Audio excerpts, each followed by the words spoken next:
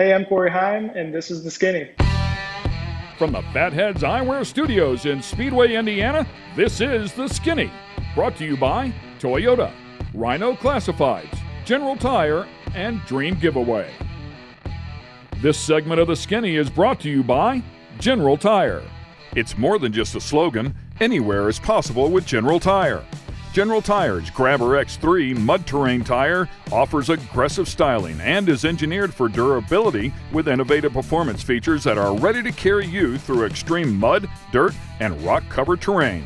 For extreme traction that's ready for anything and rugged styling to match, look no further than the Grabber X3. Make your anywhere possible by visiting GeneralTire.com today. Welcome to The Skinny. We're excited to bring on a young gun here. The game is played, well, when the manufacturers take a look at you and decide that they want to bring you underneath their umbrella. That is the goal for every young racer, and that's exactly what has happened here with young Corey Heim. He is off to a fabulous start in his career and is making some real noise in the late model world, the super lates, now up into ARCA, and has even made a truck debut. We welcome you to the show there, Corey. Hey guys, thanks for having me today. By the way, congratulations on a fabulous run just one day ago. Yeah, it was a great weekend. I appreciate it. We definitely had high expectations coming into this weekend, and we executed well. Yeah, for sure. We'll get into your career here, but you got to walk me through that last restart. Did you see any of the stuff that was going on there beside you with your teammate and Ty? Yeah, I actually did. I've had that question asked to me a couple times now, and I could see it a little bit out the left side window when I was looking on that restart. So, I didn't see exactly what happened. I knew that Chandler was going to be aggressive on that restart, and of course Ty would too, because ultimately it would lead to the race win there at the end. So I saw them get together a little bit, and the 18 lost all of his momentum, and my job at that point was to go down and try to break the rest of his momentum and get out front, and that's exactly what we did. Yeah, good hard racing, and I know there's a bit of a rivalry there brewing between you two young guns, and rightfully so. I mean, you're both very, very competitive. I would expect nothing less than that out of both of you, to be quite honest with you. So it's a lot of fun to watch you guys battle, and to think that this is just the beginning, man. You two guys could be battling for the rest of your careers like this.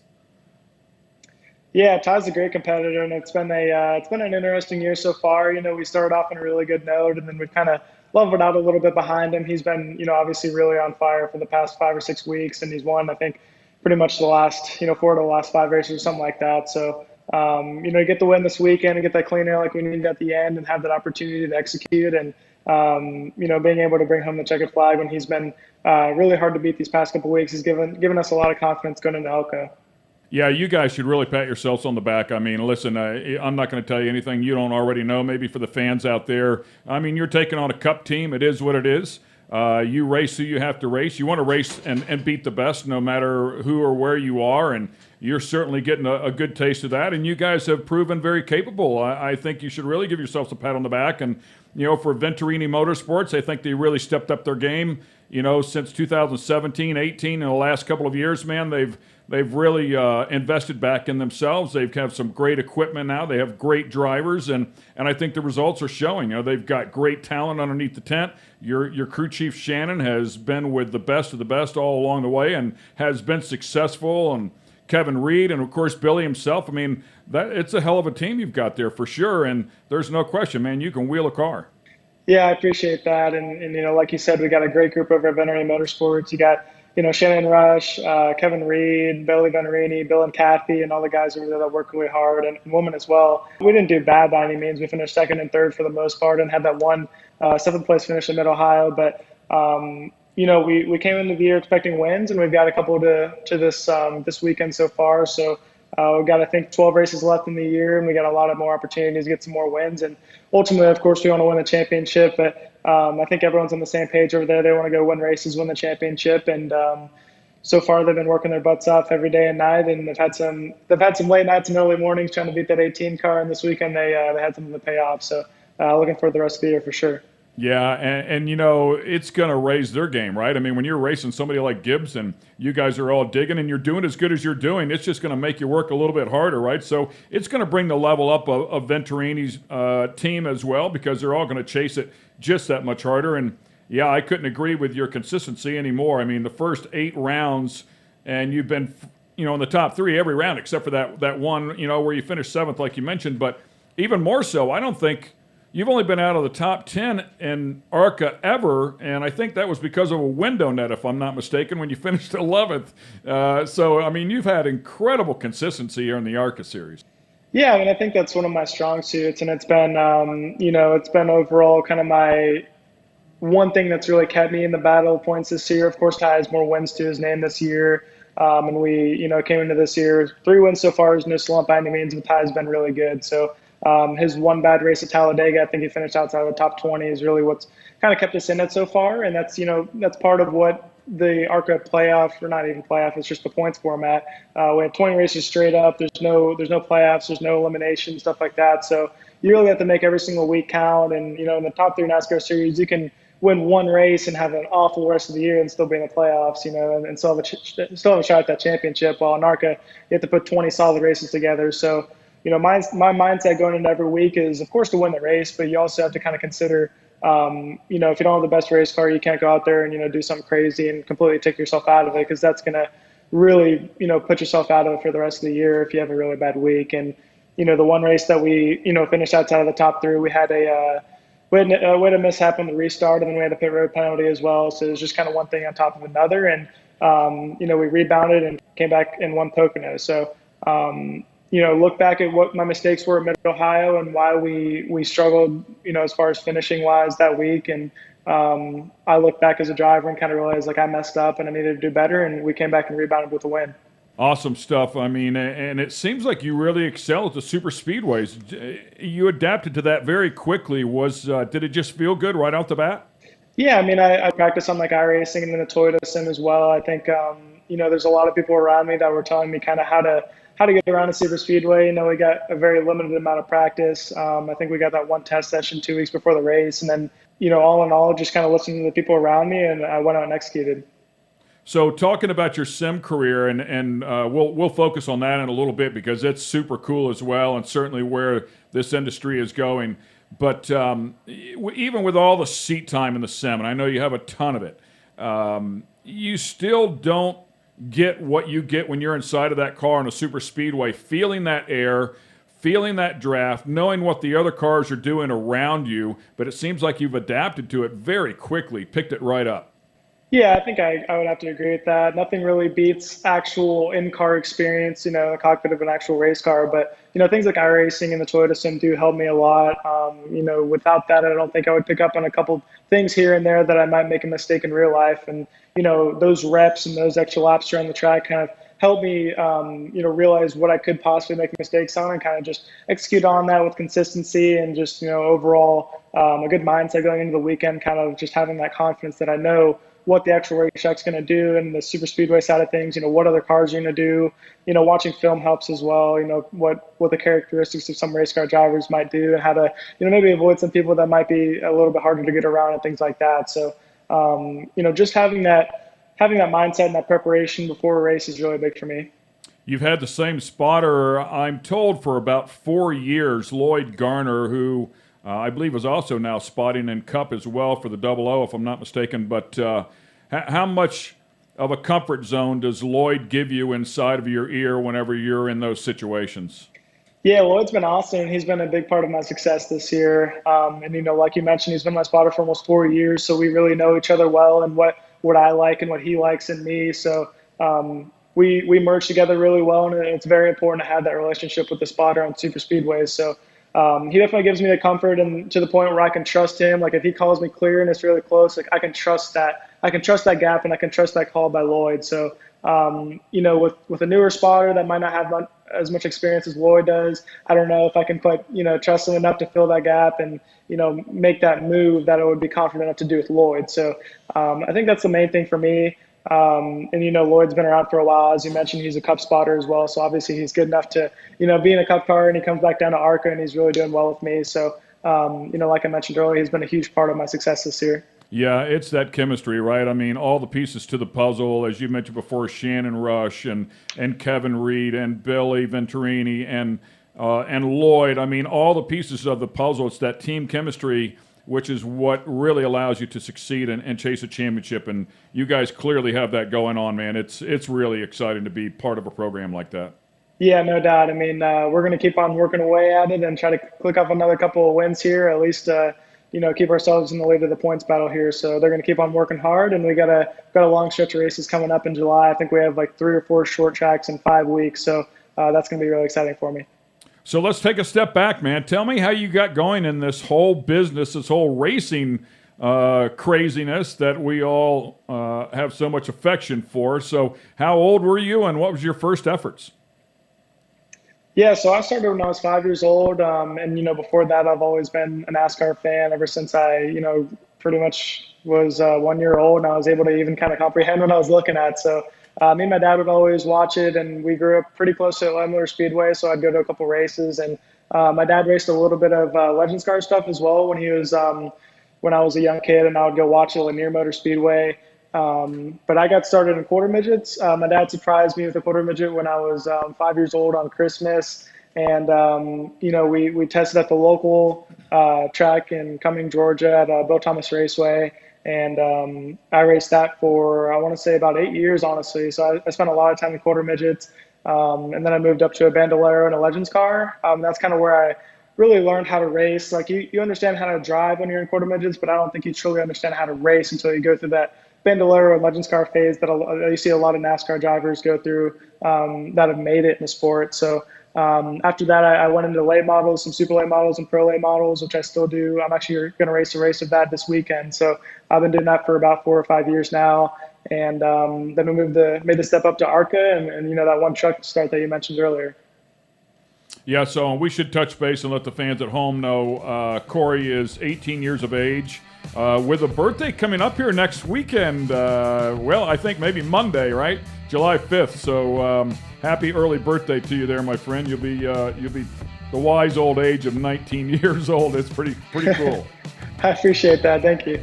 We'll be right back after this.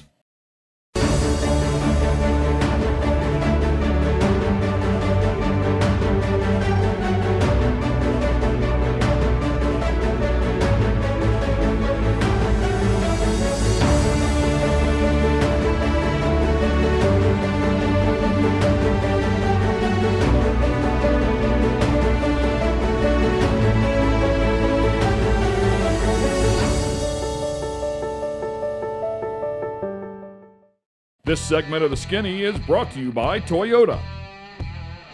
When did you catch Toyota's eye?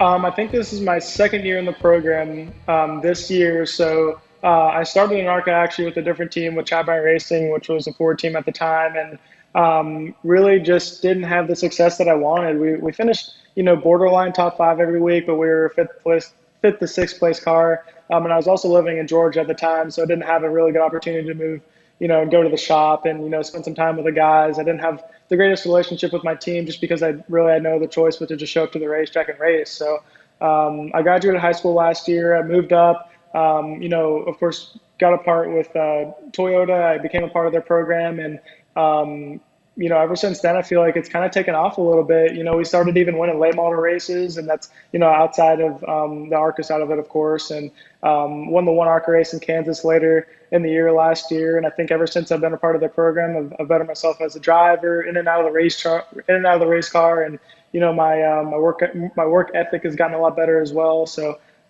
these guys have really pushed me to be the best version of myself, and I think this year it's been great so far, and I'm hoping to improve myself every year I'm a part of this program.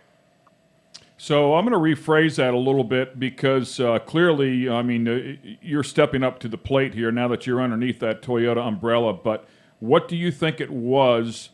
What do you think you did before you became a development driver for Toyota? What do you think it was that you did so well that had? Was it Jack Irving that made the call? I mean, who was it? When do you think Toyota looked at you and said, "You know what? This kid's got a real shot. We need to take him under our umbrella and see if we can develop him."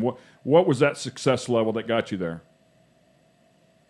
Yeah, I mean, I think a little bit was just, every weekend we'd go against those Venturini cars, and I feel like we were right there with them pretty much every weekend with, maybe not quite as good as a car that they had. So I feel like we really kind of proved, or I proved my worth against those guys. And, Billy Venturini and Jack Irving are really good friends. So, I mean, I guess they might have talked a little bit about, the consistency and success I had in my first year in ARCA. And I think, they gave me a shot last year with 7 races. I didn't race a lot last year with them, but I think we had a lot of success in the limited amount of starts that I had. So, that kind of at that point proved that I could, run up there, run up front with the top guys in ARCA and even trucks. Yeah, I've spoke with Jack Irving off and on for, I don't know, maybe the better part of 10 years, and my guess is Jack Irving knew exactly who you were before you ever got to ARCA. He's pretty switched on, and he's looking at those young guns all the time. I mean, I've had him tell me he's looking at kids, 12 years old, 12 and 13 years old, and getting them in the program, certainly keeping an eye on them. And then I also know that you ran really well, in the pro lates and the super lates, and 16 years old, running nationally, and nearly won the Martinsville 300, right, when you were 17 years old.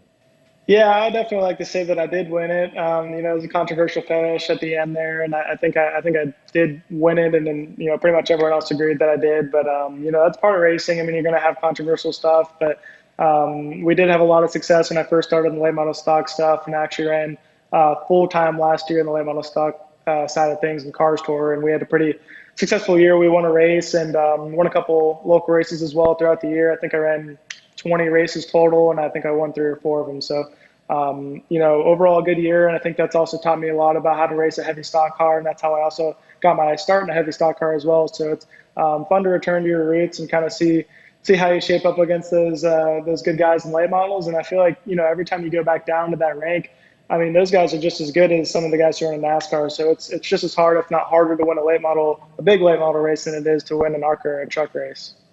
Oh, I couldn't agree with you more. I mean, what happens as it becomes more affordable, the talent level goes up, right? And the field gets a little deeper, and let's face it, super lates are not a cheap car to run, but in comparison, much less money than an ARCA car or certainly a Cup car. But yeah, when you get in those super late ranks, I mean, you have guys that have been pounding around in there their whole careers, and I mean, are vicious good. With a ton of experience. So yeah, when you show up and do well there, and that's kind of why I was asking you, what do you think it was that made Toyota notice you? My guess is Jack Irving was very aware of who you were and seeing that you had success, at the late model ranks, because it's very important to him that you do well at that level. I know, like the K&N stuff was very important to him. He wanted to see his drivers do well at that level, and he wanted to see them inside of cars a lot, many times a year. So my guess is that was a big part of him making a decision to bring you on board, and then seeing you do well, like you said, on the ARCA car. I think it all does work nicely together. But I couldn't agree with you more, man. There's some real talent in the super late ranks for sure. Yeah, and I think the late model side of things, while they might not get you a ride quite in the ARCA series or the truck series, it's very rare for that to happen. I do think that definitely accounts for some of the reasoning of some funding that gets placed towards you in an ARCA or a late model, or I'm sorry, an ARCA or a truck car as well. So someone's always watching your every move, and you got to really execute, whether you're doing just a local late model stock race or a big truck race or something like that. Someone's always watching. So that's something that I've really abided by. Just the world that you're growing up in doesn't even allow you to be a kid anymore. I mean, you were in the professional ranks pretty early on. You have to act like a professional, which involves the entire business side of it, the social media side of it, obviously the racing side of it. It all ties in together, and they want the perfect package, So you have to give some stuff up that your buddies might have been able to go do that you couldn't do, but the payoff is, hopefully a professional race car driver at the Cup level, I'm sure, is your goal. So, yeah, hats off to you, man, because it's not easy being a kid these days. It's not easy being involved in social media. And when Billy tells you something like that, there's a lot of jealous people out there. They want to see you do something wrong. They want to see you make a bad step and try to take advantage of you that way too. So there's a lot of positives, but there's some negatives there. And yeah, man, you're walking through a minefield, if you will. So, and everybody's hoping you come out of the other side, you know, on top. It's not an easy task, man. My hat's off to you.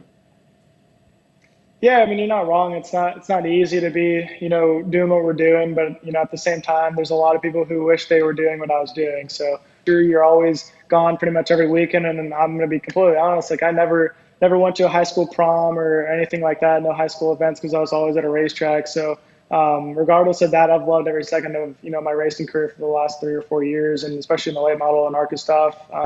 This is what I've always wanted to do. I've always wanted to be in this position, and Toyota Racing's done everything they can to put me in this position, and I've loved every second of it. So just extremely grateful for where I'm at in my career right now, and I hope we can continue to build on it and hopefully get through the ranks.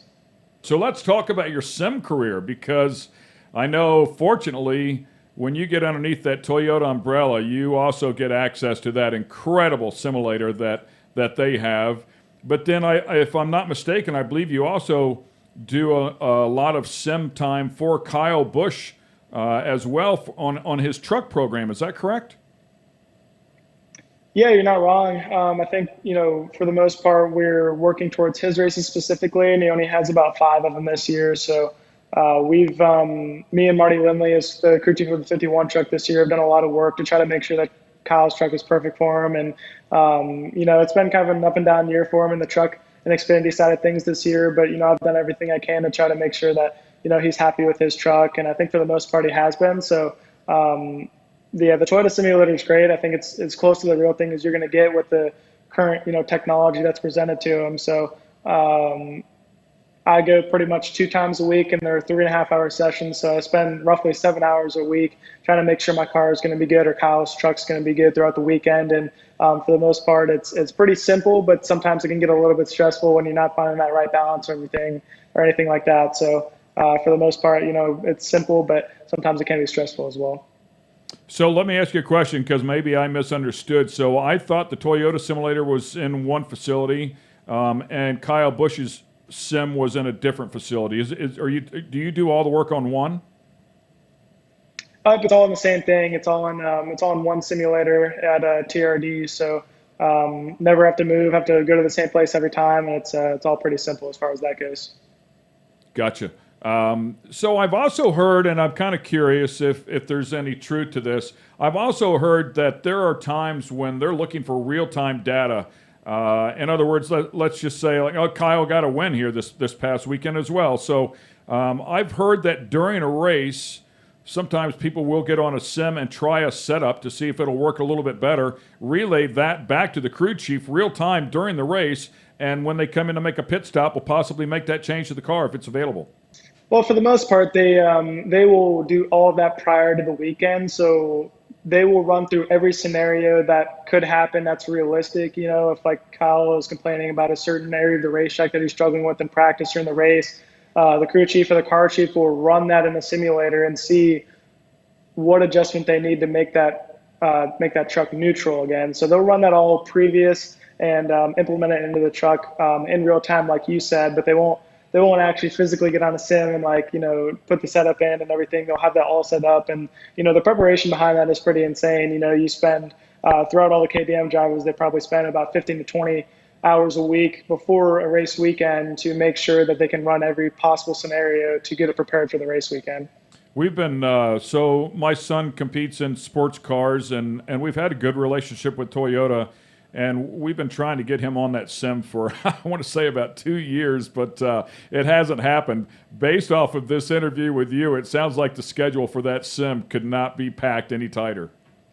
Yeah, I mean, before I started doing stuff for Venturini Motorsports and for Kyle, I mean, I struggled myself to get some sim time as well. So, at the time I wasn't very, I was only running 7 races for Toyota Racing and Venturini Motorsports last year. So that's most of the reason why. And now I'm a little bit more heavy on the schedule side, and I'm also doing the stuff with Kyle, like I mentioned. So that's kind of the reasoning behind that. But yeah, I mean, it's very packed up. It's hard to find a slot unless you're, a very big part of the Venturini Motorsports, KBM, Joe Gibbs Racing, any team like that, Hattori as well. They're in there a lot. So it's really tough to get some time, and you got to be pretty deep in the program to get it consistently.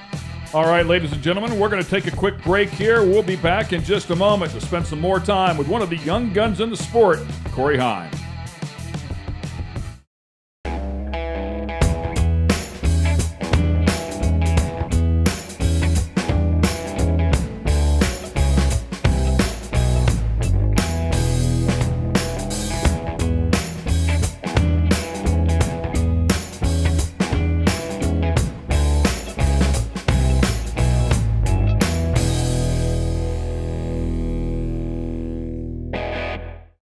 This segment of The Skinny is brought to you by Dream Giveaway. Dream Giveaway has been giving away high-end American muscle cars to raise money for charity since 2007. Dream Giveaway is known for giving away classic and new muscle and paying the federal taxes so the winners don't have to. For $25, you can jump in the game, and part of that goes to charity. You'll have a chance at winning some of the coolest cars on the planet. Check it out at dreamgiveaway.com. Welcome back to The Skinny. We're talking to Corey Heim, one of the Toyota development drivers. He's off to an incredible start here, leading in the points here in the ARCA Series, looking for his first ARCA championship. However, that points battle is very tight, just a skinny 4-point lead right now over the very tough Ty Gibbs, but we look forward to the great racing between these two young guns and the rest of that series as well. When we talk about Ty Gibbs and Gibbs Racing and Venturini, that's all Toyota. It's Toyota family, but you guys are vicious competitors, right? Nobody's really sharing anything behind the scenes in the trailers. Yeah, I mean, for the most part, we all get along pretty well. Me and Ty, every weekend pretty much have a close race for the most part. There's been a couple weekends where he's been a little bit ahead of us as far as speed, but, when you race this close together every weekend, it's hard to like the other guy, you know what I mean? Just, you obviously want to win every race you compete in, and, Ty's been really good this year. So I think I'm a mutual friend to him, but, for the most part, Joe Gibbs Racing and Venturini Motorsports are fierce competitors, and there's no bad blood out of the racetrack by any means, but we definitely want to beat each other every week, and sometimes that just makes you a little bit sour when you don't get it done. So that's what it all comes down to. Yeah, that competitive side, and if you didn't have it, you wouldn't be successful. So certainly understand all that, man. Hey, let's talk a little bit more about this sim situation that you're in.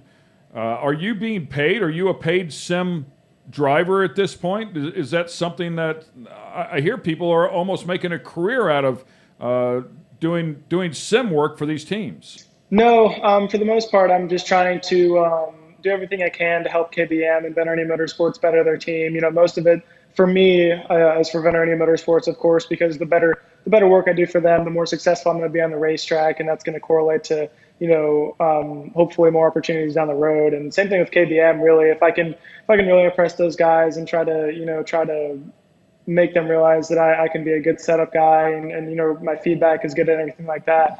That could lead to more opportunities down the road. So that's why I do it, and it's kind of just part of my job. It's not really a side gig for me by any means. I just try to better KBM and better Venturini Motorsports in any way I possibly can. So I also hear that a big reason for your success is you're really good with info to come back to the engineers with data info. When did you start really feeling a car? Like, when did you know what you wanted in a car? How early on did it make sense to you?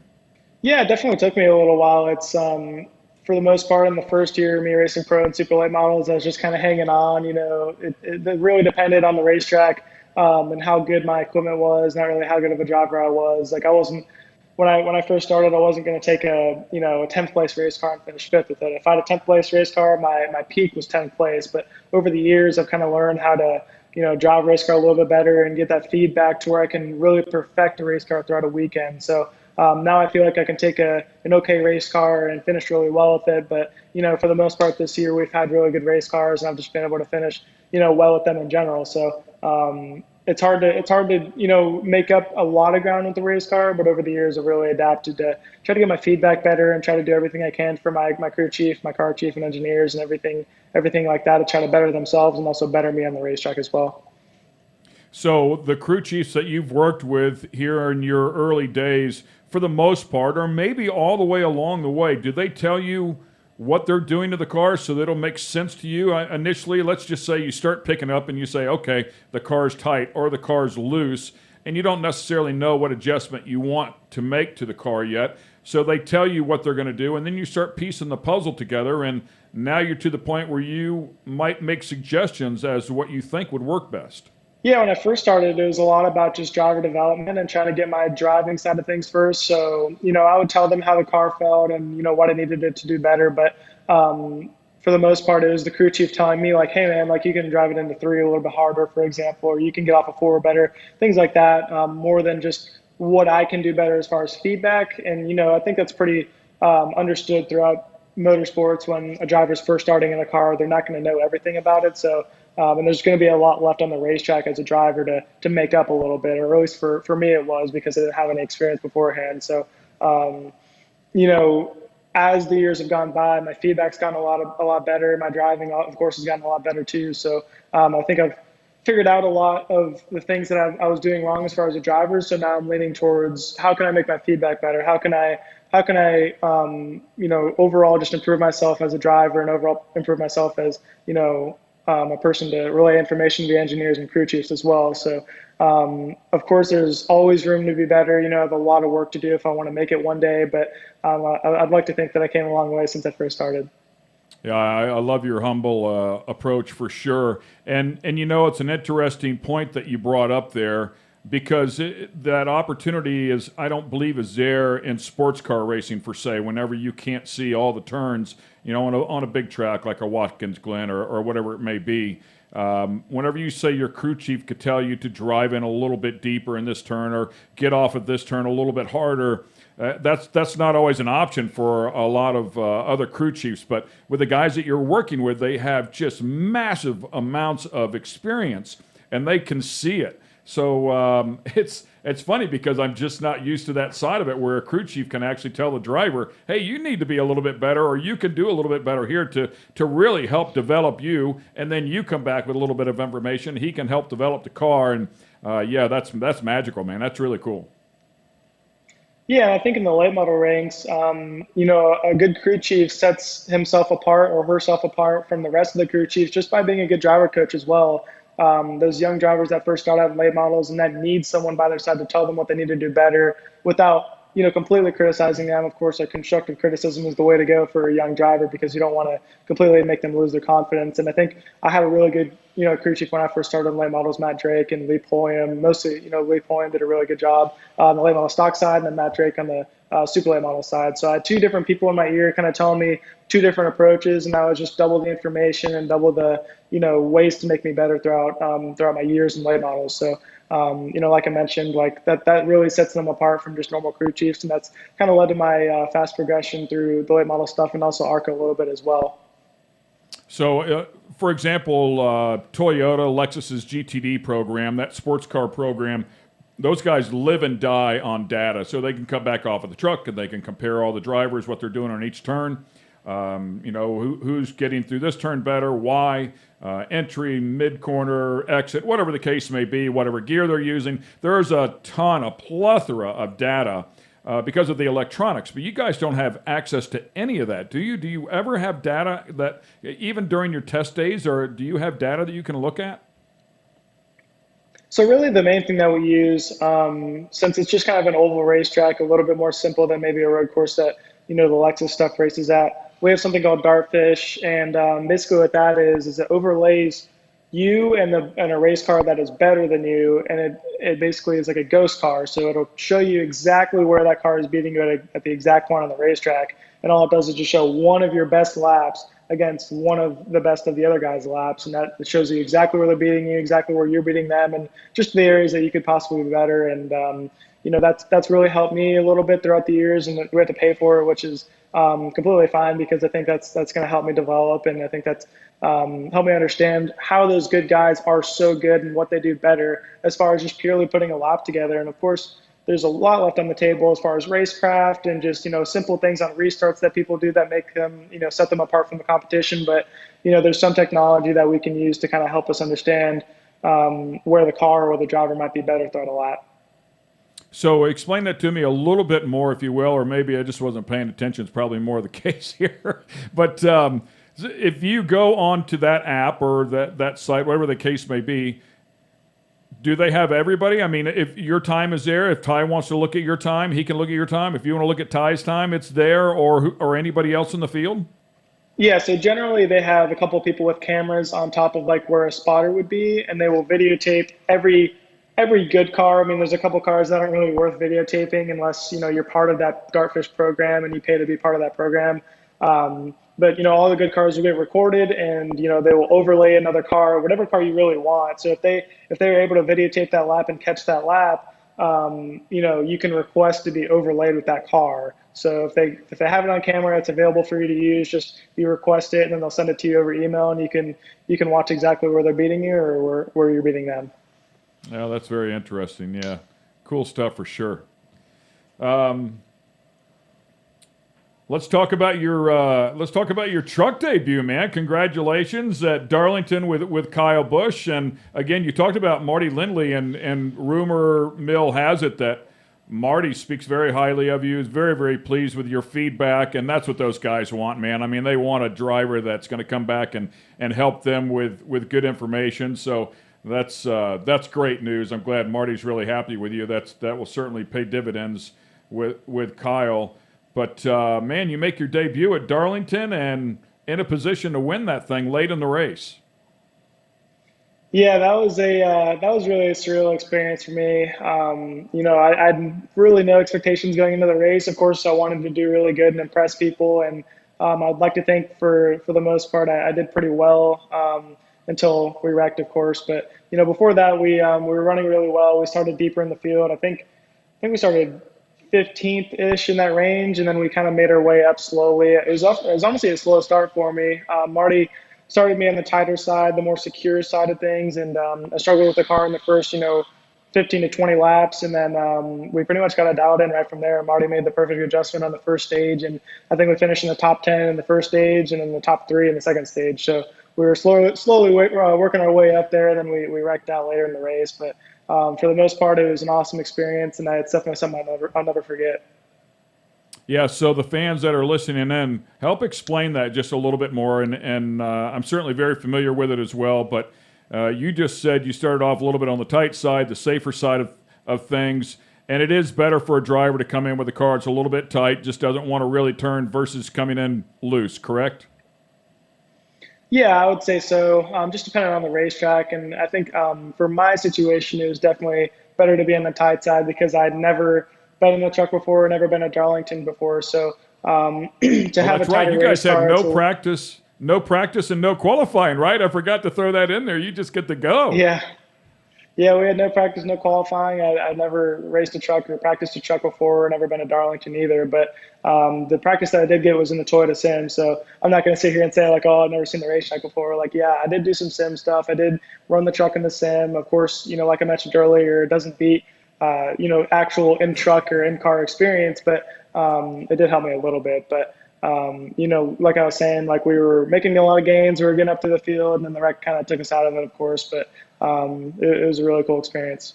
That is pretty amazing. No practice time, no qualifying time, just get in the car, or the truck in this case, and let them throw the green flag. Good luck, man. Have fun. So that's pretty wild. Pretty much. Thanks to the pandemic for that.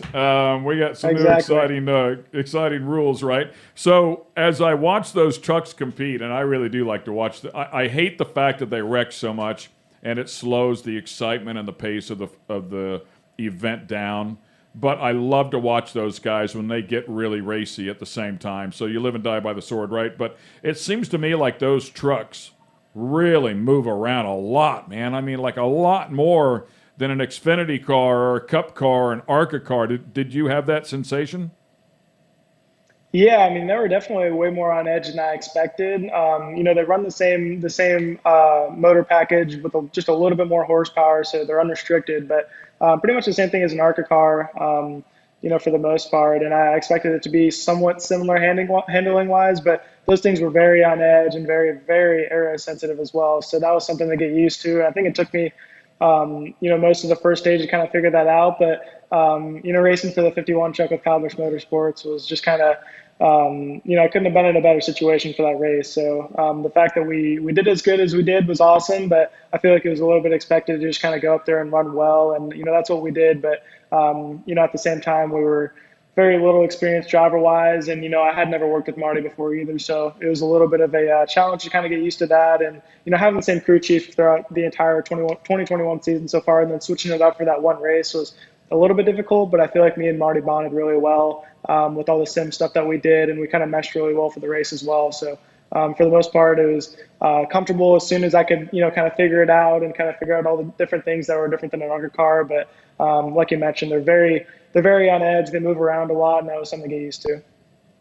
So let me ask you a quick question, and it might just be obvious. Once you get clean air, you get a better read on the truck. But if you're in a situation, like you said, I think you said you start off 15th, 16th, whatever the case may be, and the truck was a little bit tight at the beginning of the race, but with all that aero that's going on there, when do you determine, okay, the truck is tight, or I was just too close to the guy in front of me, man? I just didn't have any air on the nose of this thing to help me get it turned. How do you determine when it's mechanical grip or when it's aero? Yeah, I think it just depends on how spaced out you are, and a lot of that just comes with experience. So my feedback might have not been the best in the first race, but I mean, the first pit stop, we hit it right on the dot for the next restart. So I guess it was, I think Marty kind of knew what the other trucks had in their trucks that made them so good in the beginning of the race. Like the 18 and the 4 truck were really good to fire off. So I think he might have resorted to something similar to them, but he did start me off tighter because I was a new driver and I had that lack of experience. So, but like you mentioned, it is kind of hard to judge, how your mechanical grip is versus your aerodynamical grip, and what is it actually, what are you actually struggling with, right? So I've learned a little bit about that in ARCA, and the differences between those two, but late models, you don't really get a very good read on any aerodynamics, as they're not very sensitive in that department. So ARCA, I've learned most of that, and if it wasn't for the ARCA experience, I have pretty much no idea what I was talking about. So that's helped a little bit, but the trucks are definitely more aero sensitive than the ARCA cars are. Yeah, man, like driving a brick, right? I mean, they're pushing a lot of air. Yeah, no doubt. So you kind of touched on this a little bit, showing up at a truck race with KBM. That brings some real pressure with it, in that scenario, because you show up in one of those trucks on that program. You don't get to get in that program unless you've shown some real talent, and B, the equipment is going to be good. So you're expected to have some results. I mean, right off the bat, and it doesn't really matter who you are. That's some real pressure. Yeah, the pressure's there for sure. I feel like as far as my preparation goes, like that's mostly all it comes down to. Like if you prepare well and you're really in the right mindset for the race, like there's no reason you can't go out there and do well. And also another thing that you have to keep in mind is like you have to make sure you do everything you can. And if something happens that's out of your control, like Toyota knows that, like they're not gonna, if you finish like I finished 22nd in the truck race, but I think most of that was out of my control, you know what I mean? And like they realized that. So my main thing has just been keeping everything in control that I possibly can, and just preparing really well, staying hydrated, making my diet good, working out, everything like that. And also making sure I do as much sim as I can off the racetrack and watching a lot of film as well. So, as long as I'm really focused and committed to the program, I think, the results will kind of find themselves, which this year they have so far. So I'm hoping to, keep this momentum up and finish up the year strong. Let's pause for a moment here to take a quick break.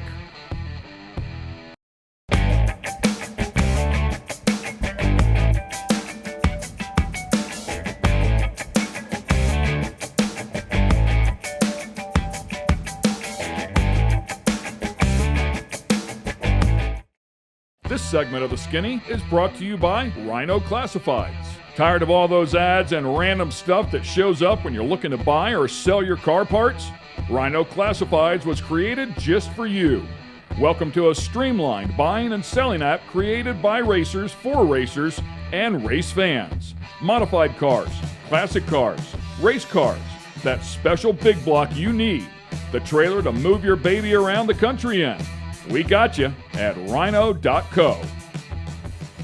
you're working very, very hard in the background. I mean, a lot of people think race car drivers, they go out and they drive on the weekend and then they do whatever they want during the week. It's not a very hard gig, but it couldn't be further from the truth, especially when you're dealing with the heat. But you're on the full plan, right? I mean, you are eating extremely healthy. You're in a full workout program. All the things that are expected from Toyota that they would want their drivers to be doing. Yeah, and I've really struggled with diet. Throughout high school, I gained a lot of weight. I was very overweight. Ever since I kind of realized that if I want to make it one day, I'm going to have to get in shape and start working out and eating healthy. That's when I started to get a little bit committed. So that all started for me in 2019. I lost a lot of weight, and I was still kind of on the heavier side. So as soon as I got into the Toyota program, I found the nutritionist over there, Stephanie. She does a really good job. I'm not the skinniest person in the world right now, but I've come a really long way, and I'm still making progress towards my goals. So Toyota's done an awesome job of supplying us, all the tools we need. We have a lot of really healthy snacks here at the gym. I'm actually here at the gym right now. If you hear some sound in the background, sorry about that. But I'm here at the gym now. We have a lot of healthy snacks here. We get shakes after our workouts, and of course, I mentioned the nutritionist as well. She does an awesome job keeping us in shape and making sure that we have everything we need as far as our preferences as well, because I think we all know eating healthy isn't easy. So she tries to do her best to make it easy for us and do everything she can to make it enjoyable, and not just sometimes you have to dread eating healthy. So how cool is it to be in the gym there? Who do you end up working out with? I mean, Denny Hamlin go walking through every now and again, or Kyle Busch. I mean, you working out with these guys? No, they have their own little plan at their house, I think. But we got guys here in the Xfinity Series. Harrison Burton works out here all the time. Daniel Hemrick, Bubba Wallace, Christopher Bell. I find myself working out with like Drew Dollar a lot, and some of the guys that are in the ARCA series, like Chandler Smith. Of course, he's trucks now, but people that I know, they group you with better, and people that you know better, they'll group you with just because it makes the workout a lot more enjoyable if you can be personable with the people that you're working out with. So.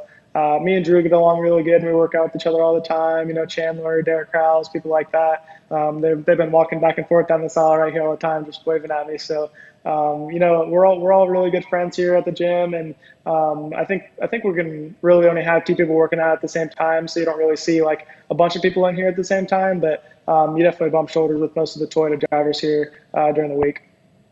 Yeah, that's super cool, and that camaraderie is what you build, right? And I'm sure those relationships also pay dividends. You're chatting with them about your experiences. They're giving a little bit back to you about their experiences, and you pick up little tidbits here and there.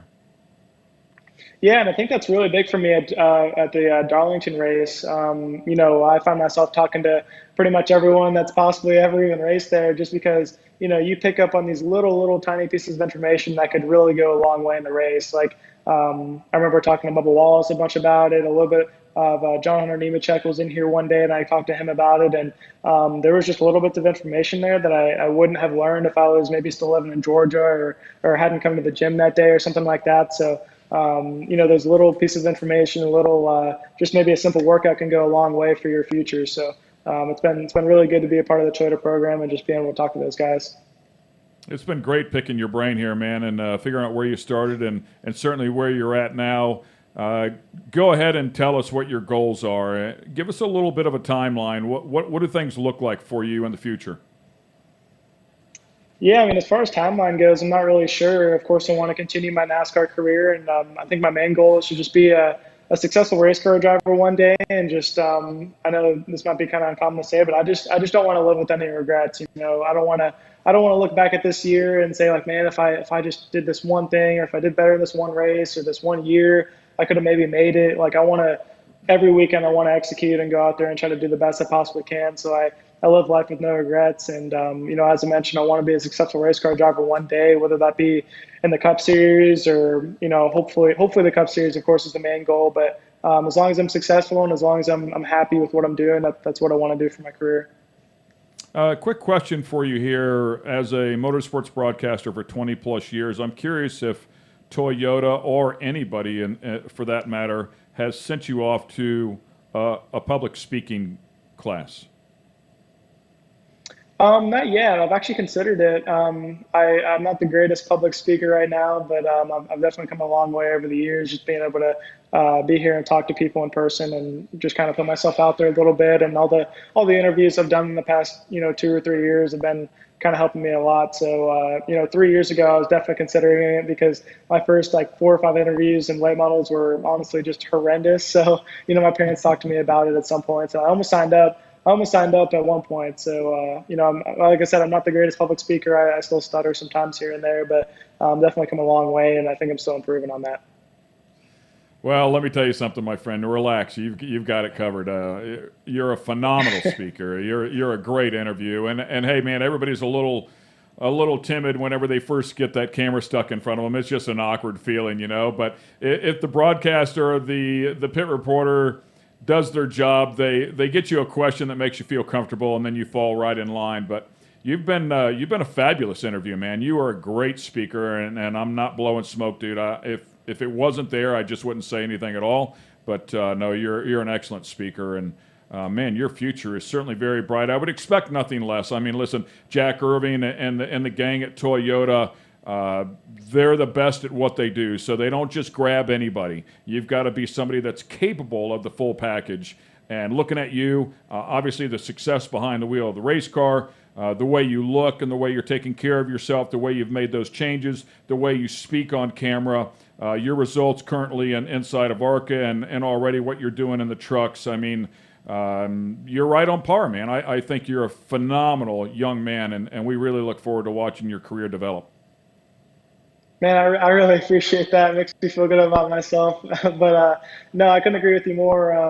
Jack Irving and all those guys at Toyota, like they do a really good job of, just developing me as a driver, developing me on and off the racetrack. I've come a long way as far as, like I mentioned earlier, just the physical side of it and just the entire outlook on my race weekend. Like when I was in Georgia, racing for Chad Bryan in 2019 in ARCA, I really wasn't able to be at the shop much, like I mentioned earlier, and I would show up to the racetrack, just kind of didn't seem right. I just didn't seem like I was logged in. I was kind of still just, I had so many questions that I had built up over the week that I was, just not really mentally prepared to go out and race the race. Of course, we had practice back then in qualifying, and we had a little bit more time to kind of get used to it. But being at the shop all week and, just talking to the guys at Venturini Motorsports or KBM or, whatever team it may be, just really, really helps me get mentally prepared for the race. And I think that's, 99% of it is just being mentally prepared, and then you go out and execute after that. So it's been awesome ever since I've been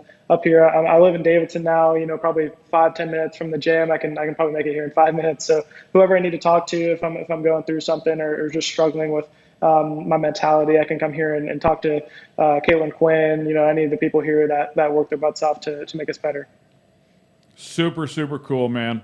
Well, thank you very much for taking the time. We'll keep our eyes on you as your career continues on. And certainly this year, I don't know if I want to say it's a David versus Goliath thing there in ARCA, because Venturini is certainly not a David, but still the task will be tall. The battle will be very, very tough, and that's what we love about motorsports, right? It's gonna be a good, close battle all the way to the very end. So we wish you nothing but the best of luck. And again, thank you for taking the time to join us here on the show.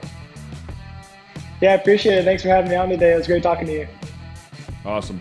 Ladies and gentlemen, Corey Heim, and now you know the Skinny on the young man trying to make a name for himself. Thanks for being with us here on The Skinny. This episode has been brought to you by Toyota, Rhino Classifieds, Dream Giveaway, and General Tire. For the latest in sunglasses, optical frames, accessories, and apparel, be sure to check out fatheads.com. That's Fatheads with a Z.